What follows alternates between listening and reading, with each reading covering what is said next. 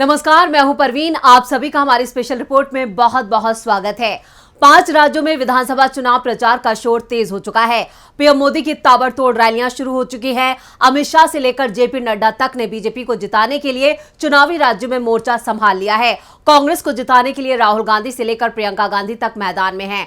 Party के राष्ट्रीय अध्यक्ष मल्लिकार्जुन खड़गे और कांग्रेस के क्षेत्रीय नेता मैदान में जोर लगा रहे हैं।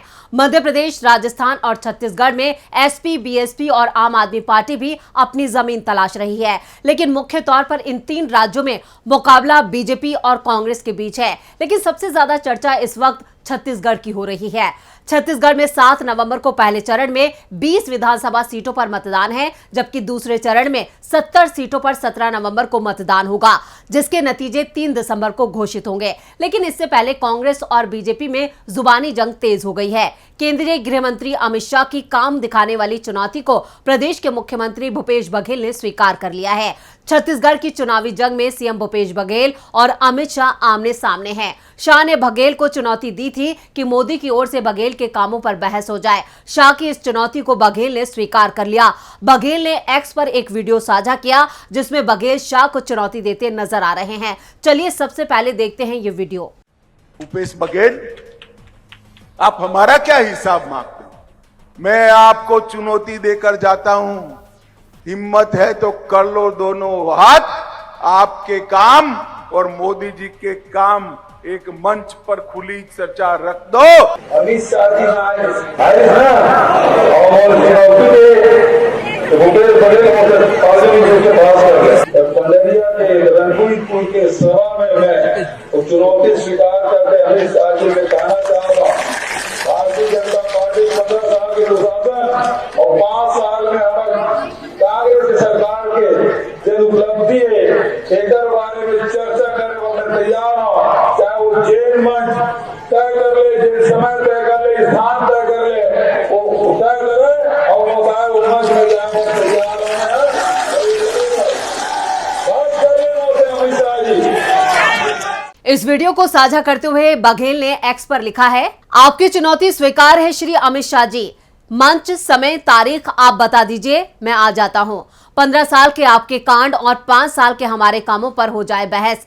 छत्तीसगढ़िया डरता नहीं है, आपके जवाब का इंतजार रहेगा। दरअसल एक चुनावी सभा को संबोधित करते हुए केंद्रीय गृह मंत्री अमित शाह ने कहा था कि सीएम भूपेश बघेल उनका क्या हिसाब मांगते हैं, बल्कि वो चुनौती देकर जा रहे हैं कि उनके काम और मोदी जी के काम पर बहस हो जाए। अब इसी का जवाब देते हुए पंडरिया की आम सभा में चुनौती को स्वीकार करते हुए सीएम बघेल ने कहा कि बीजेपी के 15 सालों के कुशासन और 5 सालों के कांग्रेस सरकार की जो उपलब्धियां हैं, इस पर चर्चा के लिए वो तैयार हैं। वो चाहे तो मंच तय कर ले, समय और तारीख तय कर ले, हम आ जाएंगे। बघेल की इस चुनौती के बाद शाह की कोई प्रतिक्रिया नहीं आई है, जिससे साफ है कि शाह मैदान छोड़कर भाग खड़े हुए हैं। छत्तीसगढ़ चुनाव को लेकर कांग्रेस और बीजेपी में मुकाबला है। एक तरफ सीएम भूपेश बघेल के नेतृत्व में कांग्रेस पूरी ताकत के साथ मैदान में है, तो वहीं बीजेपी ने भी बदली हुई रणनीति के तहत कई समीकरण साधने की कोशिश की है। अब इस बार के नतीजे तो 3 दिसंबर को साफ होंगे, लेकिन पिछले चुनाव में बीजेपी का सुपड़ा साफ करने में कांग्रेस ने बड़ी कामयाबी हासिल की थी। पिछले चुनाव के नतीजों पर नजर डालें तो 2018 छत्तीसगढ़ चुनाव में 15 साल पुरानी रमन सिंह की सरकार के खिलाफ सत्ता विरोधी लहर थी। कांग्रेस ने इसका पूरा फायदा उठाया और पूरी ताकत के साथ मैदान में उतरी थी। 2018 चुनाव में 90 सीटों में कांग्रेस ने अपने दम पर 68 सीटें जीती थी। वहीं 15 साल तक सत्ता पर काबिज रही बीजेपी को महज 15 सीटों से संतोष करना पड़ा था।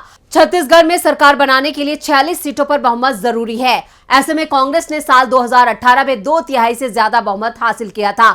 2018 चुनाव में अजीत जोगी की पार्टी को भी 3 सीटें मिली थी। वैसे बड़ी बात यह है कि चुनाव के बाद भी विधानसभा की तस्वीर समय समय पर बदलती रही है। वर्तमान में तो कांग्रेस की सीटों का आंकड़ा बढ़कर 71 हो चुका है। वहीं बीजेपी 13 सीटों पर सिमट गई है। बहुजन समाज पार्टी के पास भी 2 विधायक हैं। 2018 विधानसभा चुनाव और 2023 के विधानसभा चुनाव में कई बड़े फर्क नजर आ रहे हैं। राज्य में भूपेश बघेल ने काफी काम किया है, जिसके दम पर कांग्रेस फिर से सत्ता में वापसी का दावा कर रही है, तो वहीं बीजेपी अंदरूनी झगड़ों से जूझ रही है। इधर भूपेश बघेल और कांग्रेस का कहना है कि बीजेपी को राज्य में अभी से अपनी हार नजर आ रही है, जिसकी वजह से उसने ईडी और आईटी जैसी केंद्रीय एजेंसियों को राज्य में सक्रिय कर दिया है। सीएम बघेल ने तो यहां तक कह दिया है कि शाह के इशारे पर ही ये एजेंसियां छत्तीसगढ़ में छापेमारी कर रही हैं। इसको लेकर 5 नवंबर की रात को सीएम बघेल ने एक्स पर एक पोस्ट लिखा, जिसमें उन्होंने ईडी के आरोपों और बीजेपी को लेकर कई सवाल खड़े किए हैं। उन्होंने लिखा है, आज कुछ समाचार चैनलों ने एक वीडियो दिखाया है जिसमें एक व्यक्ति ये दावा कर रहा है कि वो मुझसे मिला और मैंने उसे संरक्षण देने का आश्वासन दिया और उसे दुबई जाकर व्यवसाय करने का भी सुझाव दिया। मुझे आश्चर्य है कि एक अनजान व्यक्ति के बयान को सभी जिम्मेदार टीवी चैनल किस आधार पर चला रहे हैं, सिर्फ इस आधार पर कि इसमें मेरा नाम है। क्या ये मानहानि का मामला नहीं है? ये कोई रहस्य नहीं है कि ये वीडियो क्यों आया है और कैसे आया है, और ये भी समझना कठिन नहीं है कि ऐन चुनाव के वक्त ऐसा बयान भाजपा को फायदा पहुंचाने के लिए ही जारी किया गया है। ये भी हर कोई समझ रहा है कि ईडी को हथियार बनाकर ही ऐसा किया जा रहा है। दरअसल भाजपा अब ईडी के सहारे ही चुनाव लड़ रही है और मुझे बदनाम करने के लिए ईडी का इस्तेमाल कर रही है। पहली बात तो यह है कि मैं इस व्यक्ति को नहीं जानता और ना ही मैं कभी इससे उस तरह मिला हूं जैसा कि वो दावा कर रहा है। वो किसी सभा समारोह का हिस्सा रहा हो तो मैं नहीं कह सकता। दूसरी बात यह है कि यह व्यक्ति दावा कर रहा है कि वो महादेव ऐप का मालिक है। आश्चर्य की बात है कि यह बात महीनों से इस मामले की जांच कर रही एजेंसी ईडी को भी अभी तक पता नहीं थी और 2 दिन पहले तक ईडी उसे मैनेजर बता रही थी। छत्तीसगढ़ की जनता सब जान समझ रही है, वो भाजपा और उसकी सहयोगी ईडी को चुनाव में करारा जवाब देगी। छत्तीसगढ़ विधानसभा चुनाव के बीच सट्टेबाजी के लिए इस्तेमाल की जाने वाली महादेव ऐप का मामला तूल पकड़ रहा है। इस बीच केंद्र सरकार ने इस बैटिंग ऐप समेत 12 अवैध और एप्लीकेशन और वेबसाइट पर बैन लगा दिया है। केंद्र सरकार के इस फैसले के बाद छत्तीसगढ़ के मुख्यमंत्री भूपेश बघेल का बयान सामने आया।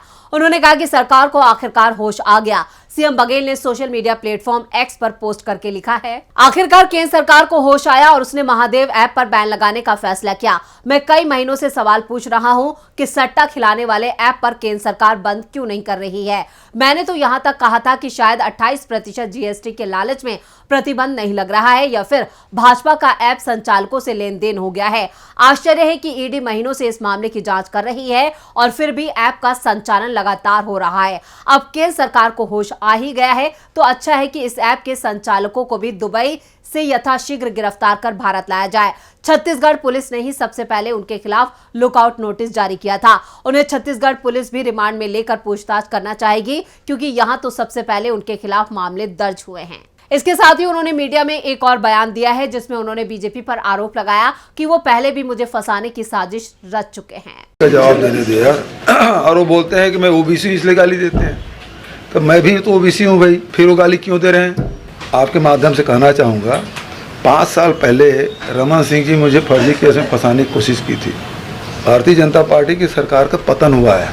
आज केंद्र सरकार के इशारे पर ईडी षड्यंत्र पूर्वक मुझे बदनाम करने की कोशिश कर रहे हैं। इसका अर्थ यही हुआ है कि केंद्र सरकार के भी पतन होने की शुरुआत हो गई है। आप षड्यंत्र करके किसी को बदनाम करने की कोशिश करेंगे तो आपका पतन निश्चित है।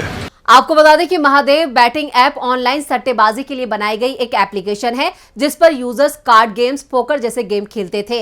इसी एक की मदद से लोग क्रिकेट, बैडमिंटन, टेनिस, फुटबॉल जैसे खेलों के अलावा चुनाव में भी सट्टेबाजी करते थे, जो कि पूरी तरह से गैर कानूनी है। सट्टेबाजी का जाल जब तेजी से फैलने लगा तो इसमें जांच शुरू हुई। जांच में पाया गया कि सबसे ज्यादा खाते छत्तीसगढ़ में खुले हैं। इसके बाद ईडी ने इसमें छत्तीसगढ़ के मुख्यमंत्री भूपेश बघेल की भूमिका होने का भी दावा किया, जिसे सीएम बघेल ने साजिश बताया है और इन आरोपों को पूरी तरह से खारिज कर दिया। वैसे गौर करने वाली बात यह भी है कि बघेल के खिलाफ कोई सबूत नहीं है, उसके बावजूद बीजेपी इस मामले को तूल दे रही है। तो ये थी हमारी स्पेशल रिपोर्ट। आपको हमारा ये वीडियो कैसा लगा नीचे कमेंट बॉक्स में अपनी राय जरूर दें और इस वीडियो को ज्यादा से ज्यादा लाइक करें और शेयर करें। देखते रहिए डीबी लाइव। नमस्कार।